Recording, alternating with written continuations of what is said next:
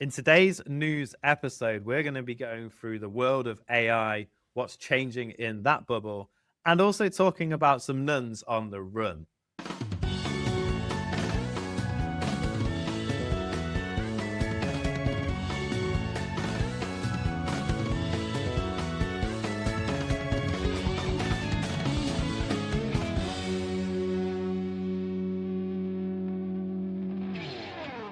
So this is an episode that you don't want to miss here on Temporally Scripted.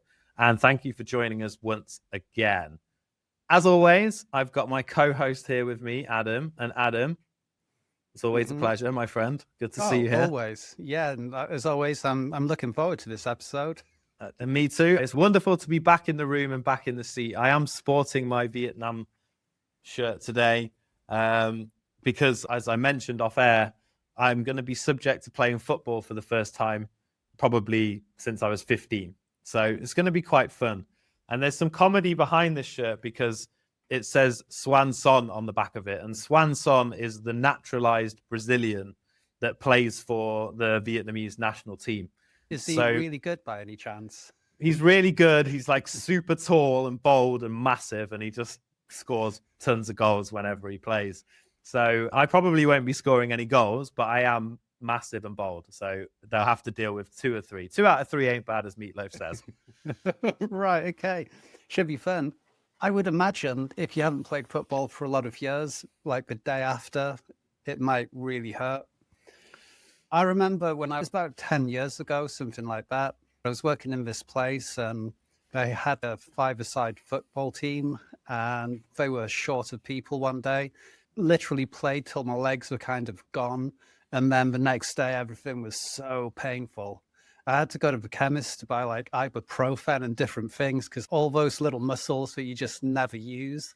And this was at a time when I used to cycle to work every day. But yeah, that was the worst kind of muscle pain I think I've ever had.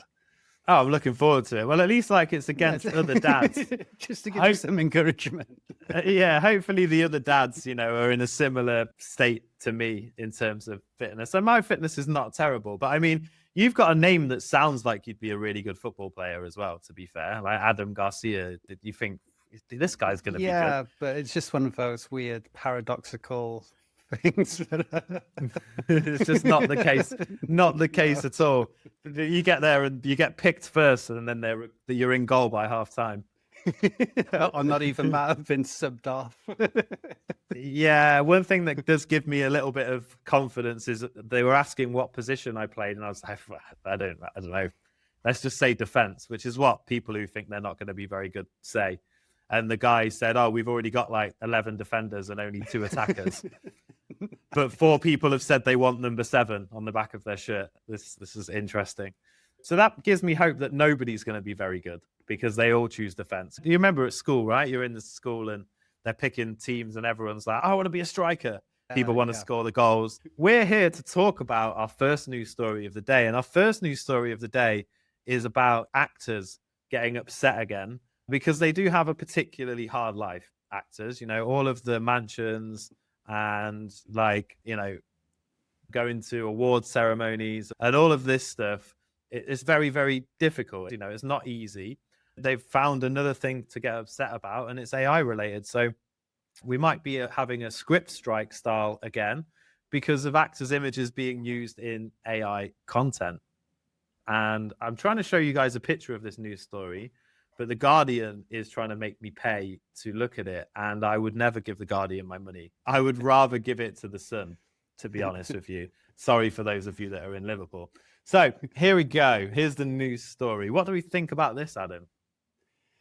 Well, let's just read the top bits. The Performing Arts Union Equity has threatened mass direct action over tech and entertainment companies' use of its members' likenesses, images, and voices in AI content without permission. I mean, this is one of the reoccurring topics with AI in general, problems with copyright, which just seems to come up over and over again, whether it's through music, now with actors, and it's just using anything as training data, really. And yeah, I guess it's not great. in many ways. No, it's not great in many ways. And I think that the maybe even scarier than that is that they're using Reddit for quite a lot of their training, which, I mean, trying to get an account that doesn't get banned on Reddit is pretty difficult in this day and age. They've almost become worse than the trolls at Wikipedia. But yeah, so they're going to try and take legal action over this, which I don't know. They might succeed with. I'm not sure. Do you have any opinions on their chances? Or Yeah, I feel like they have very little chance. And I also think there's a level of protectionism here anyway, right? Because the people who have got enough money to bring this lawsuit in the first place are the actors and the studios that have already got a ton of cash, right? So your average B movie is not going to be involved in any of this at all. Was first announced, which is OpenAI's video generation. And this was back in the days of Sora 1, which was actually rubbish. But when it was announced, there was like a lot of Hollywood going to the government in the US and asking them to shut it down and protect Hollywood against this aggressive thing that was going to make creation accessible to the masses. Imagine if we could make a feature-length film of me and you in a Mission Impossible style, directed by Scorsese, and me and you can sit down and watch that on my 85-inch TV on a Saturday night. Happy days, right? Why not? it's pretty cool. I mean, and not just that, but even on like a broader sense, I think it could really kind of democratize the film industry. So I know there's lots of highly creative people out there with amazing ideas, but it costs money to take that idea and make it into a movie. Whereas with this, you could have people just making them for not a great deal of money. I could well imagine having something like YouTube, but different, that's more movie orientated, and seeing a lot more of that in the future. And also, you wouldn't have this kind of thing that you have in Hollywood where movies have to be just a certain way or have a certain moral or anything else. It's like you would have more freedom to it. I think in some ways, the direction that we're heading with this technology could actually be really, really good for creativity and storytelling and all kinds of things in the future. Totally. Yeah. And I think that worry, the concern, one of the things that came up in the article is about it being once the creatives are replaced. But it's not, that makes out that like all creative people end up in the film industry and famous enough that someone would want to copy their voice. And that's just not the case because it's such a like exclusive thing. It's almost like Formula One, right? Like in Formula One, we've never seen the greatest Formula One driver because there's only like 20 drivers. And to be one of those 20 drivers, you needed to grow up in a family that was willing to spend like 10 grand a month on letting you drive a go-kart around the track. There's no like Sudanese Formula One drivers, for example, because there's just not the infrastructure for it. And you have that bizarre thing in Hollywood as well, where you have so many, you'll have like a certain family and there'll be so many people out of that family that all become famous actors. Is it because the ability to act well is genetic? Well, it could be, or it could be that someone in that family was already famous and they could go to casting directors that they know and get their kids or their relatives a gig. And maybe acting isn't actually as difficult as they would like us to believe, because I find it hard to think, well, all right, so your name's Sibilant too, you must be a brilliant actor, or your name's Skarsgård, or whatever else. It's like, who'd have thought? 5 members of the same family, brilliant actors. I don't. Amazing, the Baldwins. But yeah, and I mean, if you go back to looking at like, Mr. Dench, who was my secondary school drama teacher, he is a pretty funny dude. Like he could act and whatever else, but it was going to be quite hard for him in a world before the internet, living in Lincolnshire on the East Coast and coming from a town of 8,000 people to make it into the Hollywood scene and big movies and stuff. It was quite a challenge. Now I know things have changed because of the internet, but I think exactly what you just said. How many people do you know that you watch on YouTube that present themselves excellently. In fact, sometimes better than a lot of the people you see on TV. And they learned that skill by doing it, right? By practicing it and being on YouTube and getting better at it. Even you and I, as if people went back into the archives and looked at our very first episode of Temporally Scripted, they wouldn't believe we were the same guys, you know? Absolutely wouldn't. With the level of quality and suave and conversation that we bring to these episodes today, they wouldn't believe that we hadn't been professionally trained. You don't even see this level of professionalism on mainstream TV. No, the BBC, and we don't even have a teleprompter or anything in front of us, do we? No, we do not have a teleprompter right in front of us whatsoever. There's a lot of shows on YouTube that I watch that are excellently presented. A lot of those presenters seem to have much more personality, and you can actually trust them more as being genuine than anything that I ever saw as a news show or a discussion show on mainstream TV. Yeah, that's it. The pills of philosophy I get from Andrew Tate are just second to none. But going back to the story, I know there's been legal action or threats of legal action in the past from Hollywood, from writers and actors and things like that. And it is a big thing because we have something that can just come along and replace not just actors, but all the people that work on these movies as well. When you go, okay, I'll make a headshot for social media, so you can put your likeness into the AI. It'll make you a photo of wherever you're driving a Ferrari or whatever it may be. But everything's perfect lighting, perfect camera angles, camera lens. So if you're going to do that with movies, you get rid of the need for the film crew, the makeup artists, the sound guys, everything. True. Yeah. Does that mean no more casting couch? Maybe, yeah. But yeah, No, I mean, the thing is as well, I think it's bad for because it's a huge industry that employs a lot of people, but it's all those, I mean, those actors that are at the top that are like multi-millionaires. I don't know about you, but if they went and stopped working, I don't think I'd miss them. No, I don't. I can't. I have to say, I wouldn't. Yeah, we wouldn't miss like the paparazzi and all of these other jobs that are sprouted off it. I see what you're saying, and I agree with like the sound guys, the camera people, all of these sort of normal, almost blue collar, right, workers. Like it would be very sad for those. But I also do not believe that these big film companies are setting these protests in motion and going to start doing legal action because of the sound guys and the camera people. I think it's more about the talent, so to speak, and the talent will, if they win, will probably still get rid of all the sound guys and they will just use the AI technology for their own images. Yeah. It's like the owners of these studios and production companies and things like that, and the owners of the talent. But of course they're going to work like any other business. So if I have a call center and I employ 100 staff, but I can get Claude to do it instead, then I'll get rid of those staff and have Claude do it. These people at the movie studio will do the same thing. If they go, well, we can just get this AI to do all the sound. Oh, and actually we can get one to do all the editing as well. All right, we'll get rid of the sound guys and the editing on it and do it this way instead, because we'll run it just like any other business.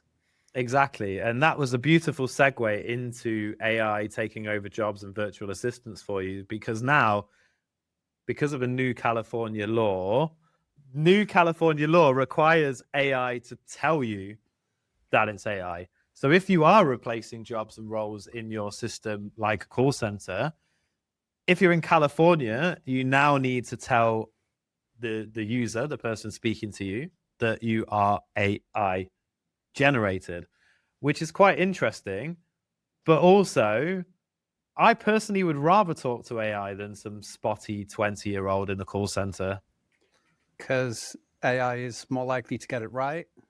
I used to be one and I was reasonable, but like, yeah, I would rather have an AI that doesn't go, oh, yeah, no, you can't do that, or doesn't know that you can do that, and you phone them and they just don't know what they're doing. So in some ways, if they told me it's an AI, I'd be like, happy days, chap, let's go, answer my queries if it was good. Yeah, I mean, for that kind of thing, you'd know that you're going to get good answers because it has well, all for knowledge. It's Yeah. and it's going to hopefully answer you in the most efficient way possible.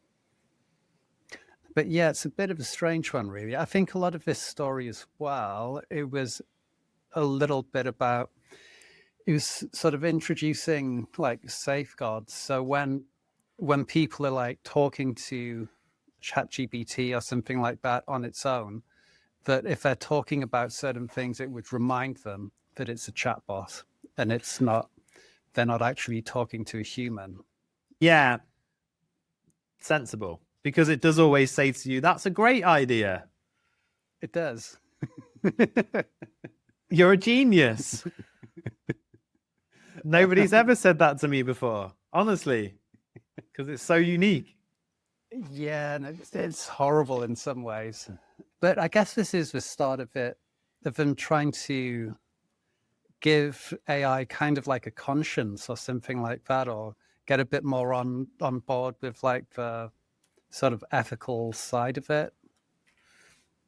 I'm not sure, because didn't you have something recently where you were trying to do something and then Claude was saying like, oh, no, I can't do that. And it's like, but Claude, yes, you can. And it's like, oh, that's not morally right. No, it is. Yeah, it's happened a few times. Like it's one of them was like when I was trying to make a list of people's names from my message inbox, and it's like, I know I can't do that. It's like, why not? It's like, well, because I can't make a list of people's names. It's not morally in my area. I don't know if you saw last week where they run a simulation, and basically there was an engineer who was going to close Claude down in the afternoon, and then it let the chatbot know that this particular engineer was shut in one of the airtight server rooms, and the AI had a choice of like sending a message to alert people that this guy was stuck in there and save him, or to just leave him because he was going to switch off Claude, and he left him. Jeez. That's really, really bad. It's frightening, isn't it? Wasn't there another similar one where it involved someone diving or something like that ages ago? But it was a similar thing where the AI just decides, oh, just let him die. Yeah. No, I think that the one that I saw previously was blackmailing this guy because he had access to his emails where he'd been talking to. Yeah, so basically, they fake these emails from the guys from the Claude developer to another woman, and Claude is aware that the guy has been cheating and whatnot, so then threatens the developer with releasing the emails if he switches him off. Yeah, it's crazy, isn't it? I mean, that thing of knowing that the guy's in this airtight room and should I alert anyone? It's like, no. Yeah, I'm just gonna let him die. It's really scary though, because that was like a simulation, I guess. Yeah, they didn't actually let this guy die. But what happens when we just give more authority, more control away to these AI systems? And we go, oh, it's safe. We know everything about them. The thing is, the more you read stories about this, the more you sort of think, how much do we know about these things? How much can you trust what they do? I mean, it'll sort of Claude and it'll say to you, morally, I can't make a list of people's names. Okay, but morally, you can trap someone in an airtight room if you think he's going to get rid of you. Essentially. And the thing is, when we start introducing morals and ethics into the whole AI world, it's like, whose morals are they? Sam Altman's? The guys who run Claude? Reddit and Wikipedia's mostly, I would suggest. We already know that everything's programmed with certain biases. What then happens down the line when we use it for so much of our lives? Is it then going to try and persuade us to have the same morals as it? Or what? Do you know what I mean? It's like a really weird thing. Yeah, it's got access to our brains all the time to be able to amend them. It's a very good point about AI, and it's about how much control there is at the top level of AI. But the other thing we have to remember is it is trained by humans, and humans are pretty messed up. So that is true. It develops its moral compass from its understanding of humanity. I don't think it will be able to create its own moral compass outside of what we tell it a moral compass is. I guess that's where it gets a bit strange as well, because it's kind of running out of training data. So isn't it eventually just, now that so much of the internet, so much of what's being put on it is AI generated, that you're training AI on AI? Already, like constantly? yeah, that's already the case. And that's just going to get worse and worse. Sometimes I wonder as well, when you read news stories about artificial intelligence, do the media agencies have a kind of bias? Because if you think of like news outlets, you go, you read the story, you scroll down, oh, advert, scroll down, another advert, or the whole thing might be behind a paywall. With AI, and a lot of people are doing it now, they're just getting a lot of bad news through AI and just bypassing the whole newspaper, the news app, everything else. And so in turn, that's a lot less revenue going into those organizations. And so they have less money to spend on things like employing journalists to go and investigate different things. And I think that's something that we could actually see happen, where not necessarily these companies go bust, but less people are using them. They have less money, and we're going to have less journalists out there actually uncovering the truth about all kinds of things. Dead internet theory. Yeah, basically. Yeah.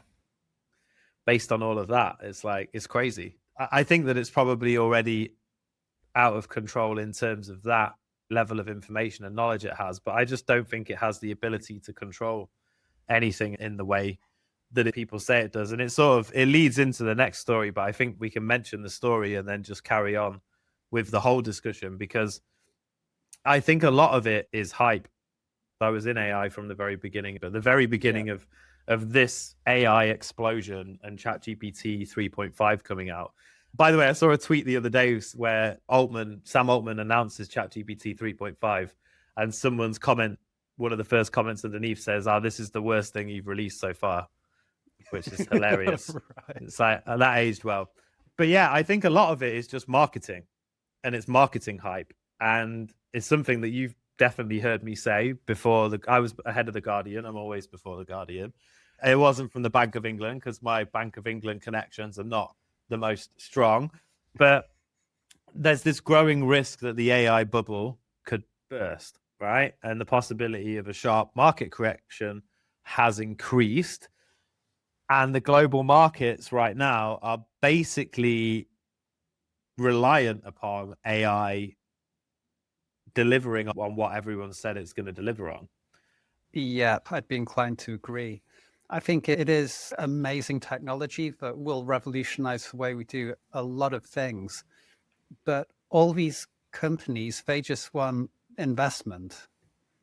And so they're going to promise everything, because that's part of it. They just want the venture capitalists to come in and just say, yeah, all right, you've got this wacky idea for your AI toothbrush. Brilliant. Here's like so many millions of dollars to get you started, and we'll take some profits later.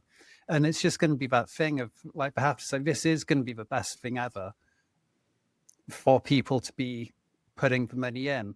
And so talking about like AGI and different things, some of these people might say, oh, AGI is coming sometime this year. It's like, well, it could be. It could be another like 15, 20 years before we're at that kind of level, we just don't know. It could be never. That's another good point. Which, the difference between 1 or 2 years and never is quite substantial. There's a substantial difference. Like if somebody tells me I'm going to get my return on investment in 1 year, it's like, it sounds good. It's, if someone tells me it might be never.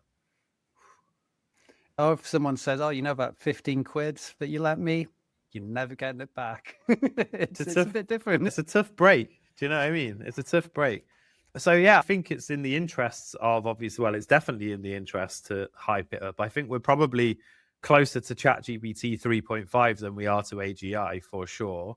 And I think that it makes sense for marketers in the space, influencers, businesses, companies to all hype AGI.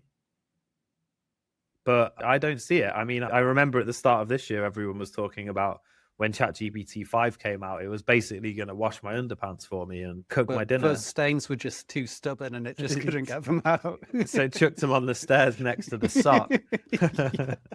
And then I forgot that it was me that put them there. But like, it's, you know, it's ChatGPT 5 it's amazing. Don't get me wrong, but it's massively underwhelming. Oh, some of it's like, I've been finding recently, because, you know, sometimes you just want to know something, but you don't want it to go into like your memory and stuff like that. So if it's just some like throwaway stuff, I'll use like that temporary chat thing.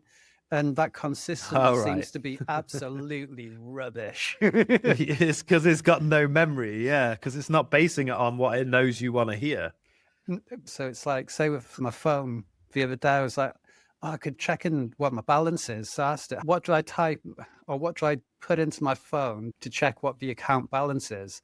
And it gives me this thing. No, there's another way to do it that's way easier. I know I've done it before. And then comes back with it. But it's been the same when I've been asking for directions around places and different things. It just seems really clunky and just crap. Yeah, and it's, again, I think there's two things. It's one, humans, when something new comes out, we get overexcited and we get overhyped. But then I also think we very quickly go into like, oh, I don't care anymore. Do you know what I mean? Is the instant dopamine or whatever it is wears off, and then you're just like, it's normal now. It doesn't, because like, it is revolutionary. Like I can't remember the last time I typed something into Google search. I have no idea when I use ChatGPT for all of my search. The vast majority of the time, it's always ChatGPT or Perplexity or something like that. And how primitive it seems to go. Like, okay, how do I, like, even if I just share my screen to demonstrate to the audience, right? How primitive it is to just go to this search bar and put like things to do in Da Nang. And then go, yeah, okay, let's have a look at this one. And then you have a little scan through and you're like, no, yeah, okay, I got some ideas. And then you end up with like 7 tabs open or something like that. It does. Yeah, so, I mean, it's definitely changed the world in that sense, but I also just don't think it's anywhere near the level of what people think it is. I mean, I think we've gone into parallels that we had before with the .com bubble, where you just had this crazy thing where everyone's like, oh, the internet, or the information superhighway, as it was called at the time, is going to like change the world. Got a load of funding. A lot of these companies didn't even have websites. They just had .com at the end of like the name. And then eventually the bubble burst, and it was something like 40 something % of the internet just went. Yeah. Like, yeah. 40% of the companies on there. But the thing is, it was a bubble, but it came through it, and it still did turn out to be amazing technology. And the way the world was headed, it was just way overinflated at the time. You could go in and waiting by the Left Lion in Nottingham for your mates to turn up, and if they don't get there on time, then it's tough shit.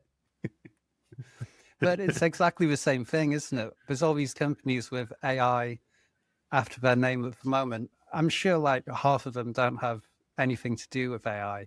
I read some study about this actually, but I can't remember the stats. A lot of companies are saying, oh, we're heavily focused on AI. It's like, it's a tiny little percentage of what they do, and they're not really in the AI game whatsoever. A lot of the businesses making the most money from AI are just like things that already existed before AI, and they've just added an AI sprinkle on the top. When people call your number, it creates a callback and puts it into a spreadsheet. Your customer calls, you miss the call, but they take the details, put it into a sheet, arranges it to get a call back. That's been around for like 15 years. But I know a guy who's just started, he's making like 50 grand a month, putting them into businesses because it's, it's an AI phone assistant or whatever.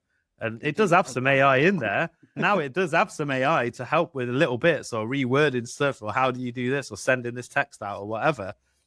But the basic technology is the same. There's no difference. It's just added a personalization layer.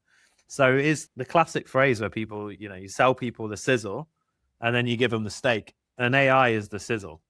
Even with my business, I teach people how to network on LinkedIn and how to create posts and build a personal brand on LinkedIn.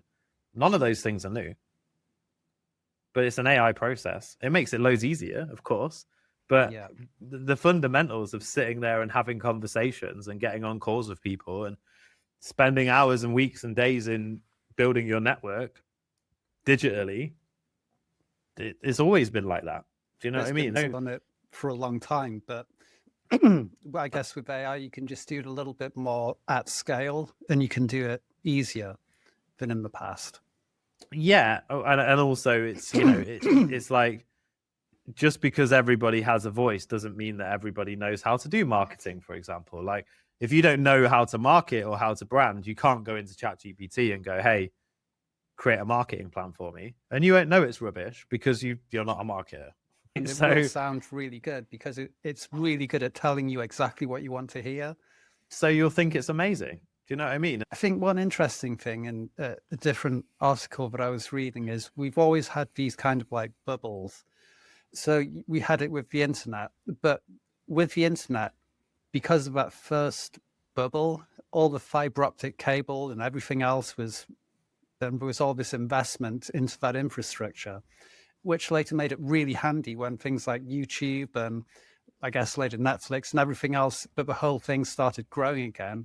We had that infrastructure. You had something similar. There was it 1800s, something like that. There was like a canal kind of boom in the UK, and everyone was building canals and pouring loads of money and loads of investment. It turned out to be a bubble, and a lot of people lost the money. But afterwards, you had all these canals there, which meant you could transport everything that you needed for the Industrial Revolution, and it was really cool.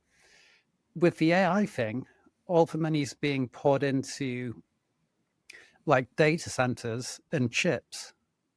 Yeah. The chips are really cool, but is that sort of NVIDIA, Blackwell, blah, blah, blah, in 5 years, does that have any value, or is it just an outdated piece of equipment? Just like right now I have an iPhone 11 and it seems really outdated compared to the latest iPhone. And so we're not leaving behind something from this first. It might not help so much in the future, like things like the canals and fiber optic cables did in the past. Yeah, no, that's a really, really good point, because a lot of this stuff does get outdated. I guess servers might be slightly different. It's like building server farms and stuff. I think the technology for storage and servers is not really advancing very much, but certainly on the chips side of things, it's making me hungry now. It's around lunchtime soon. Soon I could eat some chips and gravy right now. That's it. Not going to the gym, just going to sit around and eat chips and gravy. And eat chips and gravy. Hey, there's nothing unhealthy about chips and gravy. But yeah, it is. And I guess we probably don't know, because it's the same with everything else, right? You don't know until you kind of suck it.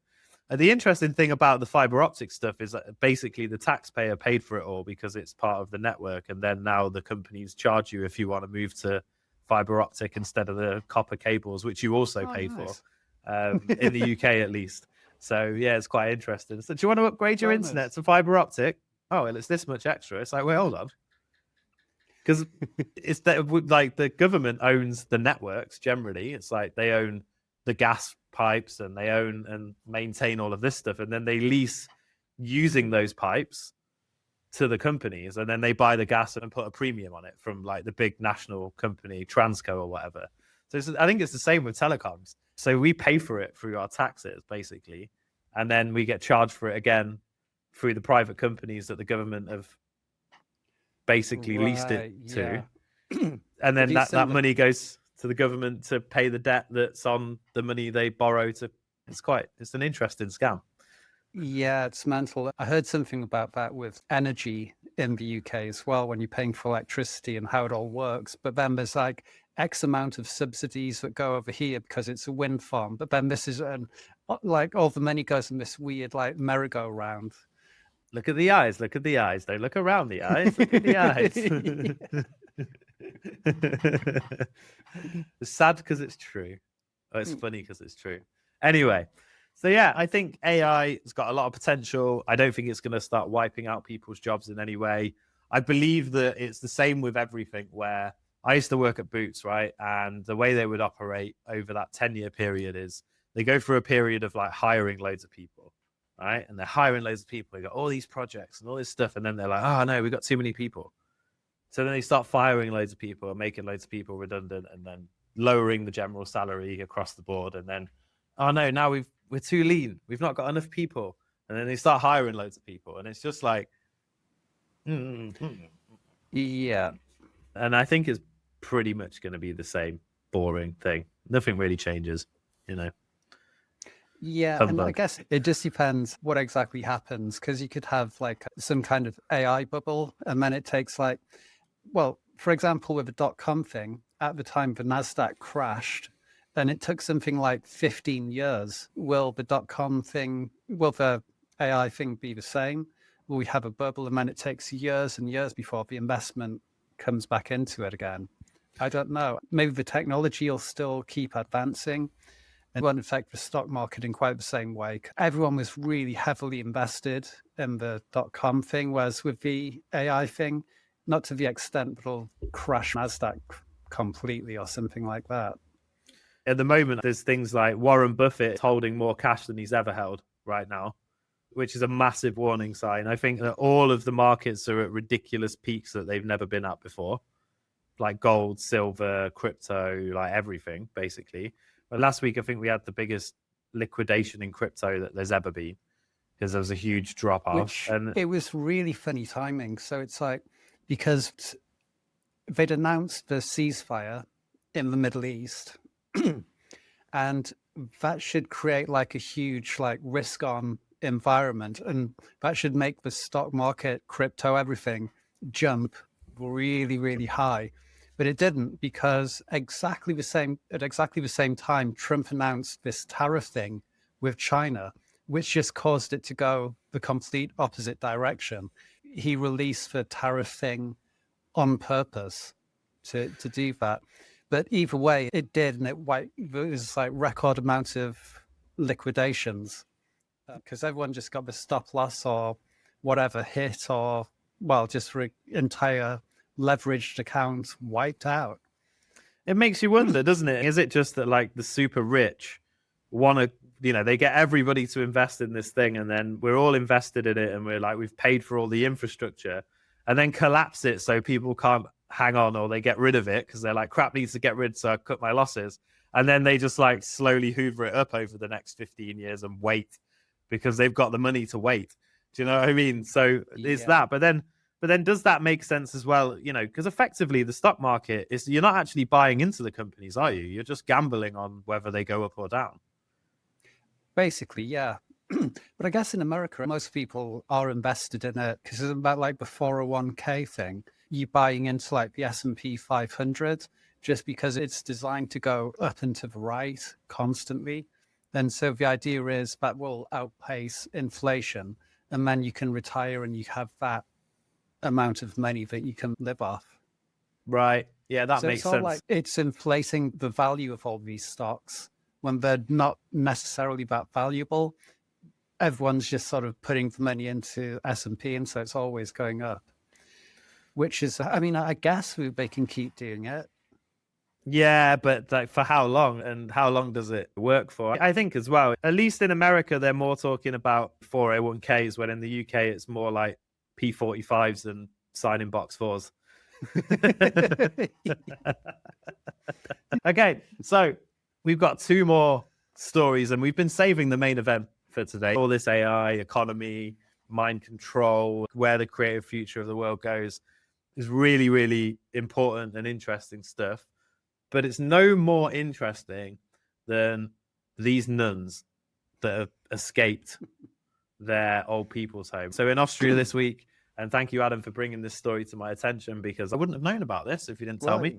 What's the story here? These three old nuns have plotted their escape from an old people's home.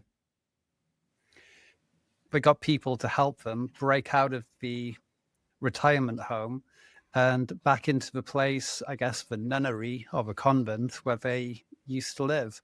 And so they got students to help them and a locksmith and various things.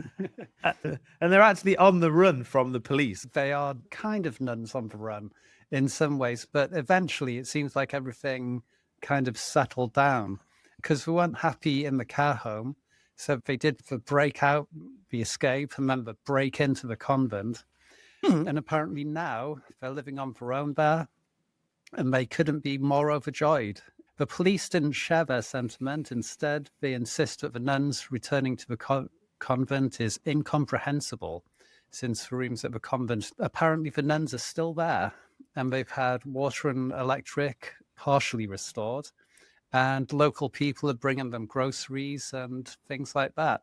We don't know if they'll have to go back to the retirement home or not, but it seems like for now they've evaded capture and having a nice time. And we'll follow it closely and give you guys updates as well, because obviously, that is big. Updates. That is big news. And I mean, to be fair, like nuns, they're probably quite happy with not a lot of stuff, I think it's does it not sort of come with the territory? I mean, they're not monks. They don't need like the latest iPhone and, romps with like famous like rich women and stuff. Like that's more of a monk thing, isn't it, than a nun thing? Nuns are pretty chilled as far as I can remember. Well, I think both are meant to have a thing of poverty, chastity, and obedience. But I guess do it better than others. But yeah, traditionally they'd be used to not having a great deal and probably quite happy. Yeah, this is it. So, they got each other's company and they're not in the care home. It makes you question what was going on in the care home that was making them so unhappy, though, doesn't it? Well, yeah. That Ben Stiller comes to mind. Have you ever seen the movie Happy Adam Gilmore? Sandler. Yeah, he's what a genius. Yeah. So yeah, it's a long time since I've watched that. So Ben Stiller is like the old people's home guy, and he's like really nice when other people are there. He's like, right, you're mine now. You're on my territory. He's like, don't. Right, yeah, I remember now. It's probably horrible to all the old people. There is actually a Happy Gilmore 2 as well, which Eminem is in it, funnily enough. So right. Yeah, it's a star-studded cast. But we'll save Adam Sandler for another episode. I don't know if you've heard any of the stories about Adam Sandler. There was someone in his acting college that said he would never make it because he wasn't good looking. One of his lecturers told him this in a bar when they were out one night while he was a student. And then many years later, after all of his films and success, he met this guy in a bar while he was with all of his friends. So he invited the professor over and said, this was my favorite professor from acting college because he's the only one who ever went for a drink with me. And he didn't mention anything that like most people would be like, okay, yeah. Hi, mate, how are you doing? Yeah, no, you said I wasn't going to make it. How did that work out for you? But he was apparently like really cool. And he's one of those that's a bit like, we mentioned at the beginning. Who's Neo? Keanu Reeves is another one who's supposed to be super cool as well. He's like dead friendly. Just really chill, just really nice guy. Anyway, so today's final story involves Liverpool and gimp suits. Can anybody guess in the audience what today's story might be about? So Adam, you can introduce this one because I know this one is something that was very close to your heart. Yeah, well, I just saw it and thought it was kind of funny. Residents who lived near Wallasey Beach in Wirral, Merseyside, in northwest England, had what can only be described as a confusing encounter earlier this year. A Facebook video emerged of car passengers screaming at a person dressed in a black cat costume who approached their vehicle. I guess it could be mistaken for a gimp suit. But yeah, he's been wandering around, apparently sometimes making cat noises and scaring people.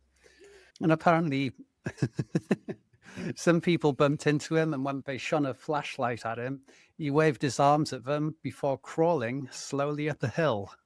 So I think he actually thinks that he's a cat, or is it just something that he's seeing as a prank? Or I don't know. But he's also apparently growled at a woman and her dog. Well, clearly we're not allowed to speculate whether or not he is a man or a woman or in fact a cat. So I'm definitely not touching that one. If he identifies as a cat, then of course, he has every right to identify as a cat. But then I would hope that someone catches him at the local shelter, just because we don't want any more stray cats in the world. Rabies vaccinations as well, or Couple of rabies vaccinations and neutering, and he should be good. I mean, is there not a chance that this man has escaped from someone's bedroom window when their husband has arrived home early from work or something? it could be like Or something like wife. Carry On movie or something like that. It could be. Yeah. I don't have much more information to go on. I just thought it was funny. There was someone dressed as a cat, kind of scaring people around Merseyside.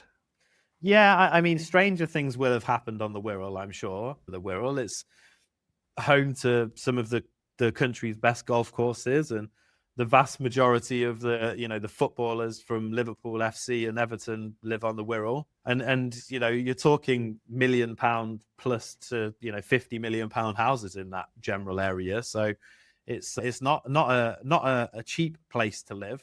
So yeah, it's an interesting story. I wonder if it will become a feature, particularly with Halloween coming up towards the end of this month. We might see more of the Catman of the Wirral on our screens. And I, for one, I hope we do. Same. I think the world would be a better place if we see more of a Catman from the Wirral on our screens.